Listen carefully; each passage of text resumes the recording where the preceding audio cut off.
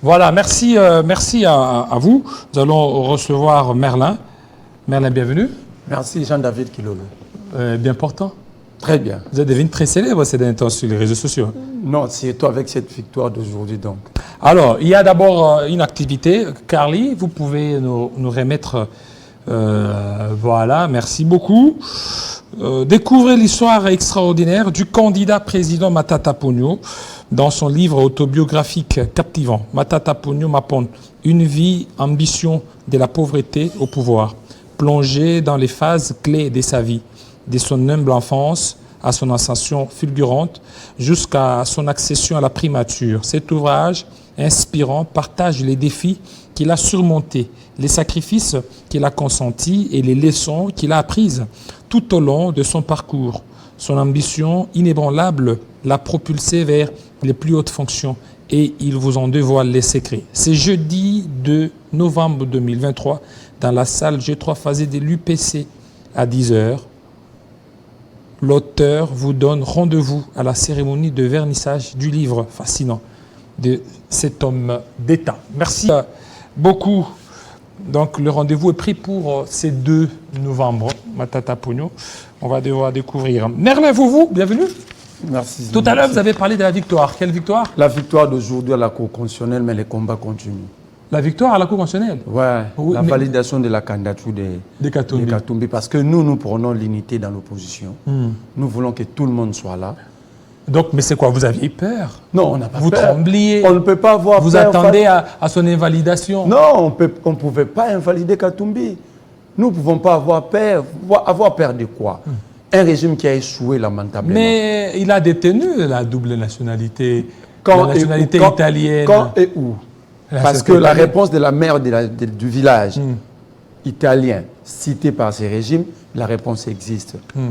Le ministre de la Justice de l'époque, dans moment, a éclairci l'affaire. Donc, il n'y avait plus à craindre. C'est plutôt une victoire du peuple et de l'opposition en général. La victoire. Et maintenant, c'est quoi? Double. Donc, il y aura une candidature unique de l'opposition? On va se battre, mais simplement, je vais dire ici que nous ayons une candidature commune ou pas, nous sommes en face d'un régime finissant qui n'a pas de bilan. Ils ont tous les moyens. Ils ont tous les moyens. Ils ont tous les moyens. Ils ont tous les arcanes du pouvoir. Ils ont tous les moyens, mais nous avons le peuple. Et ils ont tous les moyens. Des moyens détournés, des impayements. Mais nous sommes avec le peuple. Et surtout, non seulement le peuple, parce que dans l'opposition, il y a plusieurs visionnaires. Je prends les cas Matata Ponyo. Matata Ponyo, c'est un visionnaire. Matata Ponyo, c'est un visionnaire. Matata Ponyo a un grand leadership. Vous venez tantôt de citer le nouveau ouvrage de Matata Ponyo. Matata Ponyo a démontré aux Congolais qu'avec 4 milliards, on pouvait faire des choses. 4 milliards de budget.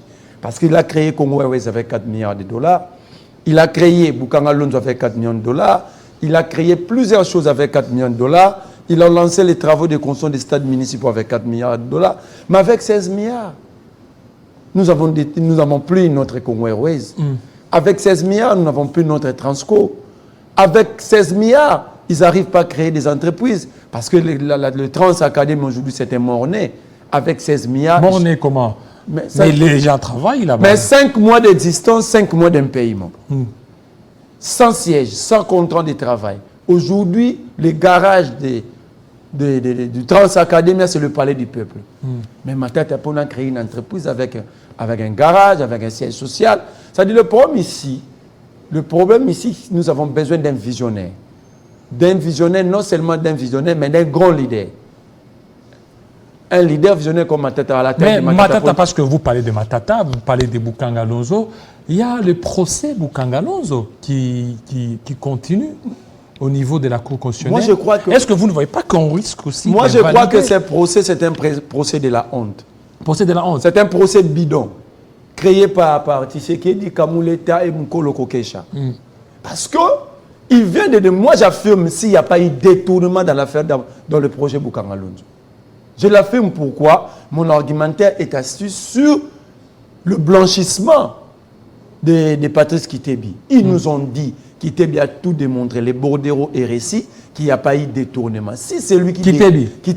Si c'est lui qui décaissait l'argent c'est national. Vous le blanchi, il est blanchi. Vous dites qu'il a tout démontré. Et c'est lui qui a reçu l'argent Goblet.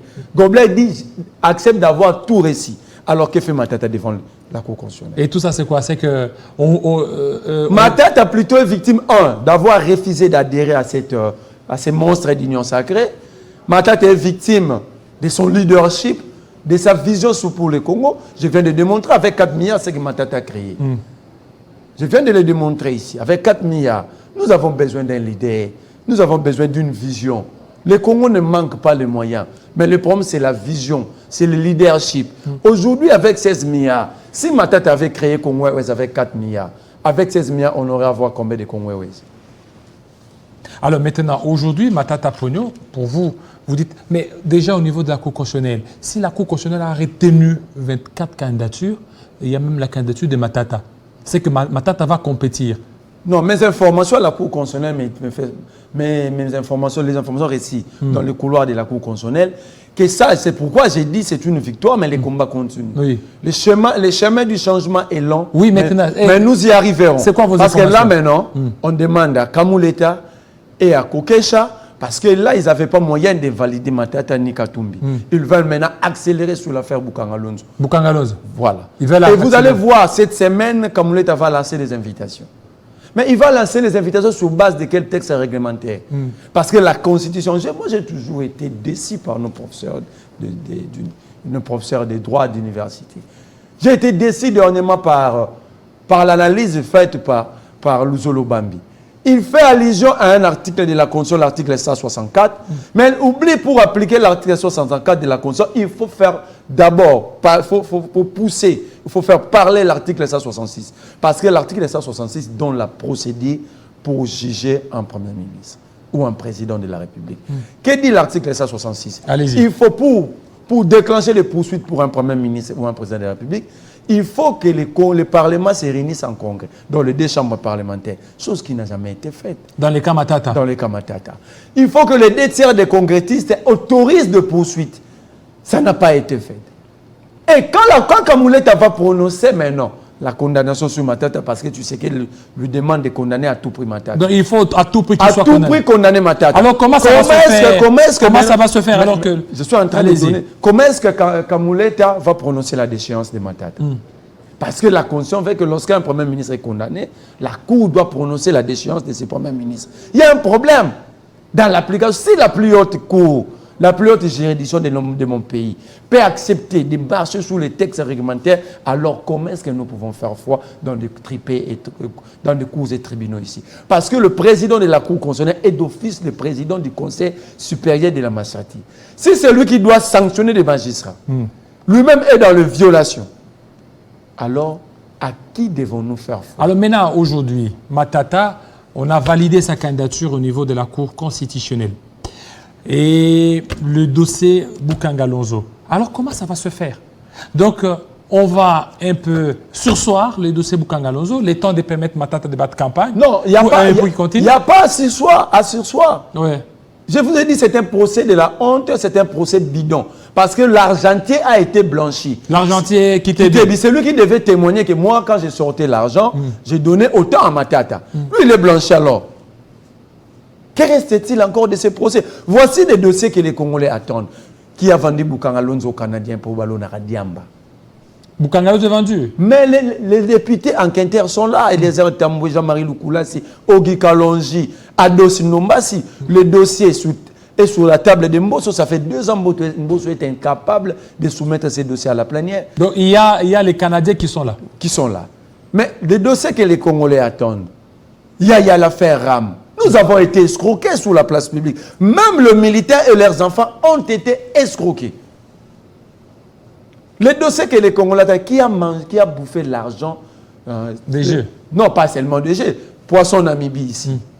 Mais parlons de ces fameux jeux francophonie. Matata Ponyo fait 348 millions. 324 millions de dollars. C'est 16 avions Airbus 320. 16 avions. 16 avions Airbus 320.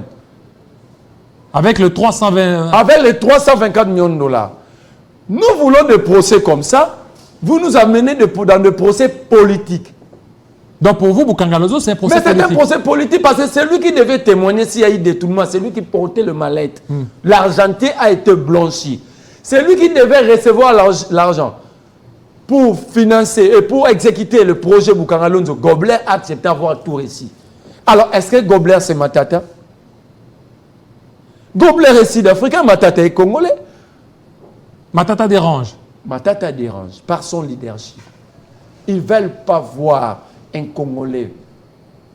Mais eux disent que Matata ne pèse pas. Matata ne pèse pas, mais si Matata ne pèse pas, pourquoi créer des procès bidons? Pourquoi créer ces femmes, ces procès de la honte? Est-ce que nous, Congolais, nous avons été créés? Ils disent que le Congolais veulent voir clair dans le dossier Boukangalonzo. Mais je vous ai cité des qui a dossiers. détourné. Le premier élément que les Congolais veulent voir clair, c'est qui a vendu Boukangalonzo aux Canadiens. C'est ça le plus grand problème. Supposons, prenons ça comme ça, que Matata avait détourné l'argent Boukangalonzo. Mais qui a vendu maintenant les terres aux Canadiens? Qui a vendu les terres aux Canadiens? Je vous dis bien, le dossier est sur la table de Mbosso, ça fait 2 ans. Recevez ici Eliezer Tambou, Jean-Marie Loukoulas, Ogi Kalonji, Ados Ndombas. Ils vont vous le dire. Est-ce que c'est Matata qui leur a demandé de détourner 324 millions de dollars? Est-ce que c'est Matata? Où est la revanche du sol sur les sous-sols? Tant promis. Quelle est la politique publique de ces régimes dans le secteur d'agriculture, pêche, élevage? Matata nous a démontré qu'il avait une vision dans ce secteur d'agriculture en lançant le projet Boukangalonzo. Sous Matata avec Boukangalonzo, le bol là, le colo de la farine de maïs se vendait à 2000 francs. Aujourd'hui, avec Kanyamaka CC, on achète ça à combien? Nous avons quand même vu, là où on vendait le maïs récolté venant de Boukangalonzo. Mais où est-ce qu'on vend le maïs venant de Kanyamaka CC, produit à Kanyamaka CC? Il y a un problème. Il y a un problème, ces régimes finissant, ce régime qui a échoué, ce régime qui a détourné, qui a tué le pays, qui a vendu le pays, ce n'est pas Matata qui leur a demandé de nous amener la force régionale. Oui, mais il y a quand même il y a la gratuité. Et donc il ne faut pas dire que c'est un régime qui a tout détruit. Il y a la gratuité de la maternité, la gratuité de l'enseignement. Et il y a aussi le processus électoral qui sera organisé à bonne date. Qui dit processus électoral avec une élection inclusive où il y a tous les candidats qui feront partie. Alors, qu'est-ce que vous reprochez au régime? Je vais répondre par rapport à chaque secteur cité ici. Vous avez dit, Matata Ponyo a réussi. En 2013, il était Premier ministre. C'est sous Matata Ponyo que nous avons défait le M23 avec un budget de 4 milliards. Comment est-ce que Matata avait fait pour financer les FARDC et de gagner la guerre face au M23? Le M23 de 2013 est plus puissant que le M23 actuellement. Ça, c'est le bilan Matata. Vous parlez de la gratuité d'enseignement, de l'enseignement. Et de la maternité. Enseignement et maternité. Je commence par la gratuité de l'enseignement. Est-ce que la gratuité égale quantité ou égale qualité? C'est ça la grande question. La gratuité devait nous produire 5 000 écoles à raison de 1 000 écoles par année. Où sont ces 5 000 écoles? La gratuité devait nous donner 1 674 enseignants. Allez à la CECOPE, il n'y a même pas 600 000. On devait avoir 15 millions d'enfants à l'école, nouveaux, par rapport à la gratuité, à raison de 3 millions par année. Est-ce que nous avons atteint même 5 millions? Parlons maintenant de la qualité. Vous avez vu, il y a des écoles où il n'y a même pas de bancs. Quand les standards définis par l'UNESCO vous demandent 45 élèves par salle de classe pour que l'enseignant puisse bien s'occuper des élèves, vous donnez à un enseignant 120, 140 élèves, est-ce que c'est sérieux? Est-ce que c'est sérieux? La qualité n'est pas là. Nous sommes en train d'applaudir des gens qui sont en train de nous fabriquer plusieurs illettrés diplômés devant nous. Nous sommes en train d'applaudir, de laisser Tshisekedi de détruire plusieurs générations devant nous. Mais parlons de la gratuité de la maternité. Sur les 100% des installations sanitaires, l'État congolais n'a que 5%. 5%. 5%. Comment vous pouvez mettre des projets comme ça ont construit sans infrastructure, sans personnel, sans savoir comment vous allez prendre en charge le personnel, sans matériel. Alors maintenant, il y a le processus électoral, parce que Avec des cartes muettes. Carte muette. Mais nos cartes n'ont ni photo ni nom. Comment ni photo ni nom? Mais quand il m'a lui-même... Oui, mais il demande à ce que les gens aillent. Quand Jean-David Kilolo va aller voter, vous allez remettre votre carte chez les présidents. Mon nom est aussi dans les sites. Non, il n'y en a pas beaucoup. Allez mais ça commence maintenant à Allez enquêter chez ceux-là qui sont allés chercher des duplicateurs. Vous avez une carte, vous donnez votre nom, dans le base de données CENI, votre nom n'est pas là. Le nom n'est pas identifié? Oui, ni le numéro de votre carte. Parce que si à défaut de votre nom, le numéro de votre carte doit être là. Et ces cartes duplicateurs sont vendues à $20 aujourd'hui. $20. $20. J'ai un ami qui s'est octroyé cette carte duplicateur à $20. Mais aussi, est-ce que ces cartes est mentionnées? Non. Nous sommes pendant la période d'enrôlement. L'enrôlement continue. L'enrôlement bis. L'enrôlement continue. Donc il fallait qu'on mette duplicata. Il fallait que ça soit mentionné duplicata, clairement. Donc nous sommes en train, Kadima continue d'enrôler les Congolais, qui va nécessiter encore un audit du fichier. Encore. Voilà. Et Kadima lui-même a reconnu sur le plateau de vos confrères de France 24 qu'il n'a pas dressé tous les moyens voulus. Les élections devaient nous coûter 1,1 milliard de $. Kadima a refusé de donner même le pourcentage. En termes de financement. Oui, mais sur terrain, on voit il y a des améliorations, qui sont en train d'être faites. Est-ce que les machines à voter sont déjà là? Est-ce qu'il y a eu déploiement à 51 jours des élections? Mais ils ont dit que c'est pour très bientôt. Ils ont dit, nous avons combien d'avions, combien de bateaux? Le Congo, c'est un pays continent. Je parle même en termes de pirogues. Est-ce que nous en avons? Donc, pour vous, l'élection ou les élections, la présidentielle de 2023, hypothétique? À 70%. Mais moi, je leur dis plutôt, une mauvaise élection, le peuple va se prendre en charge. Et c'est là, en termes de révolution. La révolution va être brutale. Non. Il faut parler dans mais la révolution est reconnue. La révolution, oui, mais entre moi et Tshisekedi qui promet le mal aux Congolais, Tshisekedi à l'époque de Kabila avait promis une guerre civile. Non, mais là... Mais moi, je parle de la révolution. Je parle de la résistance reconnue dans l'article 64, oui, 64 de la Constitution. Oui, ça, c'est du passé maintenant. Mais c'est et passé, à 2 mois. Dans l'histoire. Voilà, à 2 mois. Pour vous, tout ce que la CENI est en train de faire, rien ne rassure qu'il y aura élection. Nous irons sur les élections, mais la bonne. La bonne. Parce que nous avons des candidats. Je vous ai présenté à quelques minutes ce que Matata a pu faire pendant qu'il était Premier ministre. Il nous a donné la paix. En termes de sécurité, zéro. Il y a les gens qui disent que c'est sous Kabila, non? Mais qui était le Premier ministre? Quand on dit Tshisekedi a échoué, non, ce n'est pas Tshisekedi le Premier ministre. Mais oui, c'est Matata qui était le Premier ministre. C'est lui qui gérait le pays au quotidien. Kabila définissait des grandes lignes, mais l'application, c'était qui? C'était Matata. Voilà. Alors, nous voulons des élections, les bonnes élections, parce que cette fois-ci, nous n'accepterions jamais que la volonté du peuple soit encore volée. Merci beaucoup, M. Merlin, vous, surtout de votre passage. C'est à moi de vous dire merci. Voilà, merci. On va recevoir Gloria Chikuru tout de suite.